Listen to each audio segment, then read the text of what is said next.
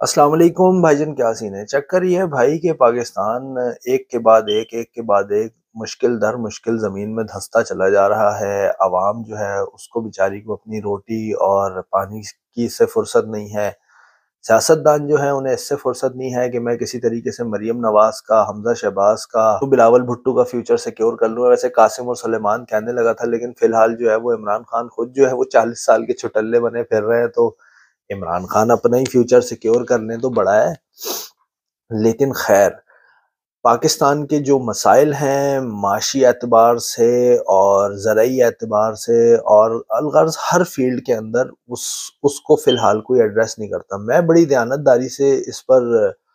غور و فکر بھی کرتا رہا ہوں، سوچتا بھی رہا ہوں، اور میں اس نتیجے پہ پہنچا ہوں کہ پاکستان کو اگر امیجیٹ ریلیف کہیں سے مل سکتا ہے جس سے کہ پاکستان اپنی فارچیونز کو ٹرن اراؤنڈ کر سکتا ہے، اپنی قسمت کی ڈھلان کو چڑھائی میں تبدیل کر سکتا ہے، تو وہ اس کی ایک ہی صورت ہے، اور وہ ہے پاکستان کا زراعت کا شعبہ۔ پاکستان کی زراعت میں اس وقت بھی بہت زیادہ پوٹینشل ہے، لیکن افسوس پاکستانی جو سیاستدان ہیں وہ دھڑا دھڑ ہاؤسنگ سوسائٹیز کے لیے ہماری زرخیز سرسبز شاداب زمین جو ہے وہ دیے چلے جا رہے ہیں۔ زراعت کو میں کس لیے سمجھتا ہوں کہ پاکستان کے مسائل کا فوری حل ہے، وہ یوں کہ نمبر ایک تو آپ کو کوئی بہت لمبی چوڑی جس طریقے سے ایک انڈسٹریلائزڈ یونٹ لگانے کے لیے انویسٹمنٹ چاہیے ہوتی ہے وہ نہیں چاہیے ہوگی، یہ تو سیدھی سیدھی بات ہے، ٹھیک ہے نا۔ دوسری بات یہ ہے کہ پاکستان کی زمین آلریڈی بہت زرخیز ہے۔ پاکستان کو کہیں سے کوئی بہت زیادہ کام نہیں، کہ آپ دیکھ لیں کہ یہ پاکستان کا تھر ریجن ہی ہے نا، یہاں پہ ایک برسات کا صرف ایک جھلا ہی برس جائے، یعنی ایک دن کی چند گھنٹوں کی بارش ہو، تو پورے کا پورا تھر جو ہے وہ سرسبز و شاداب ہو جاتا ہے۔ آپ کو ایک باقاعدہ ہرے رنگ کی تری سی اس کے اوپر ایک لیئر سی نظر آنی شروع ہو جاتی ہے۔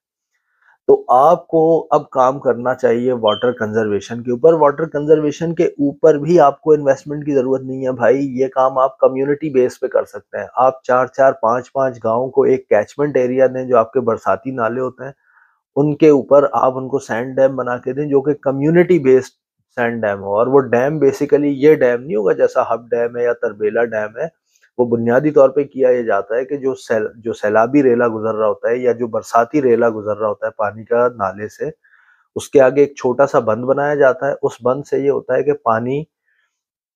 تیزی سے گزرنے کے بجائے رک رک کے سلو فلو کرتا ہے، اور سلو فلو کرنے سے یہ ہوتا ہے کہ جو واٹر ٹیبل ہوتا ہے زمین کا، یعنی زیر زمین جو پانی ہوتا ہے اس کا لیول اوپر آنا شروع ہو جاتا ہے۔ اس سے آپ کے میٹھے پانی کا مسئلہ، سویٹ واٹر ریزروائرز میں پانی بھرتا ہے، اور آپ کا پانی کا بہت بڑا جو ایشو ہوتا ہے جو زراعت کے لیے درکار ہے وہ حل ہو جاتا ہے۔ اب دوسری چیز پہ آتے ہیں کہ بھائی پانی تو زیر زمین ہے، فصل پہ کیسے لگائیں گے؟ آپ سے کہہ کون رہا ہے کہ آپ فصل پہ لگائیں؟ بھائی آپ فروٹ فارمنگ کریں۔ دیکھیں دنیا میں سب سے زیادہ جو سبزی کھائی جاتی ہے یا وہ آلو ہے یا ٹماٹر ہے۔ اس بحث سے قطع نظر کہ ٹماٹر سبزی ہے یا پھل ہے، میں آپ کو یہ بتانا چاہتا ہوں کہ یار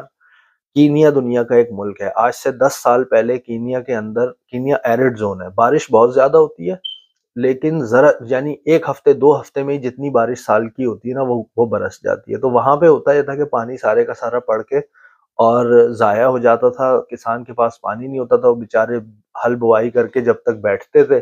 جب تک بارش ہو کے گزر بھی جاتی تھی، یعنی اس سے پہلے ہی یہ کام ہو جاتا تھا، ان کے پاس پانی نہیں پہنچ پاتا تھا، تو زراعت کے مسائل تھے۔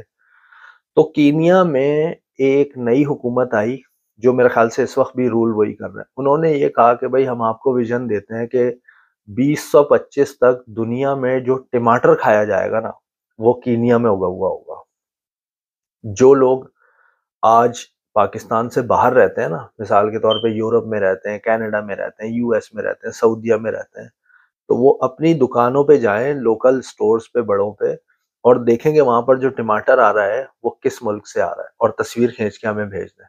ممکن ہے کہ کینیا سے نہ آ رہا ہو، لیکن کینیا سے نہیں آ رہا ہوگا تو موراکو سے آ رہا ہوگا، موراکو سے نہیں آ رہا ہوگا تو الجیریا سے آ رہا ہوگا۔ بتانے کا مقصد یہ ہے کہ یہ تمام ممالک جہاں سب سے زیادہ ٹماٹر کی کھپت ہے، آلو کی کھپت ہے، یہ آلریڈی ٹماٹر کو امپورٹ کرتے ہیں۔ تو اس گورنمنٹ نے یہ کیا کہ لوگوں کو سینڈ ڈیم بنانے کی طرف راغب کیا، اور لوگوں سے کہا کہ بھائی یہ پانی آپ کے پاس ہے، کھلا ہے، لیکن اتنا بھی کھلا نہیں ہے کہ آپ اس کو فصل پہ لگا سکیں، تو اس لیے بہت بہتر یہ ہوگا کہ آپ فصل پہ لگانے کے بجائے فروٹ فارمنگ کریں۔ اور فروٹ فارمنگ پھر وہ اسی طریقے سے کرتے تھے کہ وہ سبزیاں میں سے مرچ اگا لی، کھیرے اگا لیے، ٹماٹر اگا لیے، اور اسی طریقے سے جو چیزیں آپ بڑے آرام سے گملے کے اندر اگا سکتے ہیں یا نسبتاً چھوٹی کیاریوں کے اندر اگا سکتے ہیں، اس کے اندر اگا لیتے تھے۔ اسی کے ساتھ ساتھ اگر ہم یہ کام بھی کریں پاکستان کے اندر، یعنی کہ آپ نے واٹر کنزرو کر لیا، کسان کو موٹیویٹ کیا کہ بھائی آپ فروٹ فارمنگ کی طرف جائیں بجائے اس کے کہ آپ فصل کو پانی لگائیں۔ اچھا، بائی دا وے میں سائپرس گیا تھا تو میں نے سائپرس میں دیکھا تھا کہ یہ جو آپ کا ڈرپ اریگیشن سسٹم ہوتا ہے، سائپرس کے پاس یہ انفراسٹرکچر موجود ہے کہ وہ فصل کو ڈرپ اریگیشن کے ذریعے سے پانی لگا دیتے ہیں۔ بھائی اس سے آپ کا پانی ضائع نہیں ہوتا، کیسی بات ہے؟ کبھی سنی تھی آج سے پہلے؟ شاید جو لوگ زراعت سے منسلک ہو انہوں نے سنی ہو، عام لوگوں کے علم میں نہیں ہوگی۔ اس کے باوجود کہ یہ چیز ممکن ہے کہ آپ فصل کو ڈرپ اریگیشن کے ذریعے سے پانی لگا سکتے ہیں، اس سے بہت بہتر یہ ہے کہ آپ بجائے کہ فصل اگائیں یا فصل کو ڈرپ اریگیشن کے ذریعے سے سیراب کریں، وہ ہے ہائیڈروفونکس کا جو سسٹم ہے۔ ہائیڈروفونکس کا سسٹم کچھ بھی نہیں ہوتا بھائی، یقین کر لو، آپ کے 10 پائپ لیتے ہیں 10x10 کے، 10 میٹر، آپ کی لینتھ اور بریڈتھ آپ کے اپنے اوپر ہے۔ بیسیکلی آپ پانی کا ایک محلول تیار کرتے ہیں، ٹھیک ہے، اور اس پانی کو ایک پائپ میں سے گزارتے ہیں، اور اس پائپ کے اندر آپ بنیادی طور پہ اپنی فصل یا فروٹ یا ہر چیز اگاتے ہیں۔ اس سسٹم کا فائدہ کیا ہوتا ہے کہ جو پانی آپ استعمال کر رہے ہوتے ہیں نا، وہ ایک دفعہ کے بعد ضائع نہیں ہوتا، وہ ایک دفعہ چلتا ہے، پھر یعنی ایک بار اگر پانی گزر گیا نا سسٹم سے، تو آپ اس کو بڑے آرام سے ریسائیکل کر کے اور دوبارہ اسی سسٹم سے گزار سکتے ہیں، اور اس طریقے سے 15 دفعہ تک آپ یہ کام کر سکتے ہیں۔ یعنی اگر کسی آدمی نے ایک ٹینکر پانی کا لیا ہے نا، صرف ایک ٹینکر سویٹ واٹر کا لیا ہے، ٹھیک ہے، پاکستان میں اب پانی آتا ہی ٹینکر میں، تو اب کیا کر سکتے ہیں؟ تو اس ٹینکر کو وہ 15 دفعہ ری یوز کر سکتا ہے صرف اپنی زراعت کے لیے۔ جی سر، جس پانی نے ایک دفعہ استعمال ہوتا ہے، گویا کہ آپ کے پانی کا مسئلہ ہی ہائیڈروفونک سسٹم جو ہے وہ حل کر دیتا ہے۔ اگر ہم سینڈ ڈیم ریزروار بناتے ہیں، کسان کو موٹیویٹ کرتے ہیں، پلاسٹک کی شیٹوں کے اوپر یار آپ بڑے آرام سے ہائیڈروفونک سسٹم بنا سکتے ہیں، کوئی بہت بڑی انجینئرنگ نہیں چاہیے بھائی اس کے لیے۔ اس کے اوپر یہاں فلسطین غزہ کے ایک ڈاکٹر صاحب ہیں، ڈاکٹر شتا، انہوں نے بھی بہت زیادہ کام کیا ہوا ہے، اور انہوں نے سسٹم یہ بنایا ہی اس لیے تھا، ان کی انوینشن نہیں ہے، یہ تو بڑے پہلے سے پاکستان کہہ رہا ہوں پوری دنیا میں ہو رہا ہے، لیکن پاکستان میں ایسی چیزیں نہ جانے کیوں نہیں آتی۔ بھئی آپ لوگوں کو موٹیویٹ کریں، اتنا کھلا ہمارا ملک ہے، اتنی زمین ہمارے پاس خالی پڑی ہوئی ہے، سرکار اور کچھ نہیں کر سکتی، یہ تو کر سکتی ہے لوگ عام آدمی سے، مڈل کلاس آدمی سے کہے بھائی کہ ہم آپ کو ٹریننگ دیتے ہیں، یہ ایکڑ زمین کا ایک آپ کو دے رہے ہیں، صحیح ہے، اور آپ کو ہم پانی لا کے دے رہے ہیں، ہائیڈروفونک کا سسٹم آپ نے خود لگانا ہے۔ ہائیڈروفونک کے سسٹم میں بھائی کوئی انویسٹمنٹ نہیں چاہیے، کوئی لمبی ایک ایکڑ کے اوپر سسٹم لگانے میں نا بہت زیادہ حد ہوگی تو 1,00,000 2,00,000 کا خرچہ آ جائے گا، 3,00,000 کا خرچہ آ جائے گا، اس سے زیادہ کا نہیں آئے گا۔ لیکن حکومت یہ کام کر سکتی ہے کہ لوگوں کو زمین دے سکتی ہے 4-5 سال کی چھوٹی لیز کے اوپر، ان لوگوں کو، اور نہ سے ان لوگوں کو ٹریننگ دے سکتی ہے، ان لوگوں کے لیے ایسے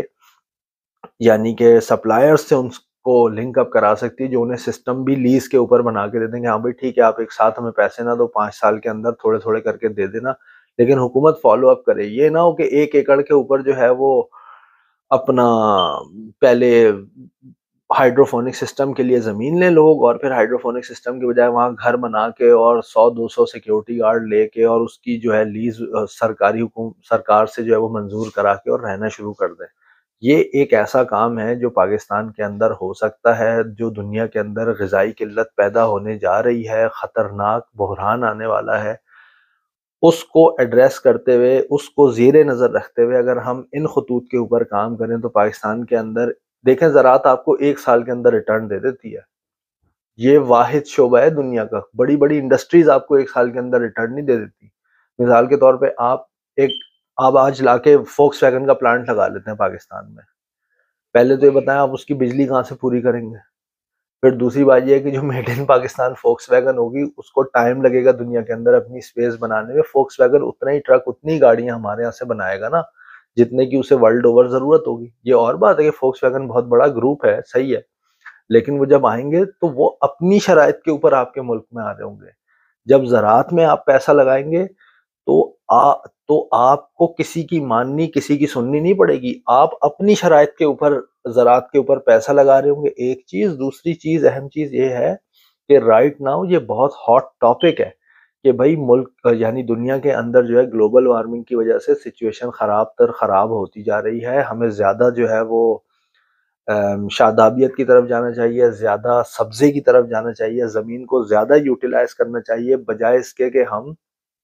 انڈسٹریز لگائیں. کاربن ایمیشن سے ہمیں اپنی دنیا کو بچانا پڑے گا.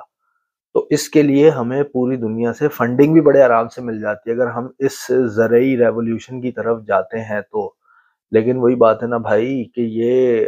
خان صاحب جو یہاں بیٹھے ہوئے ہیں آپ کے سامنے، ان کے ذہن میں تو ایسے خیالات آ سکتے ہیں، لیکن وہ جو شہباز شریف صاحب ہے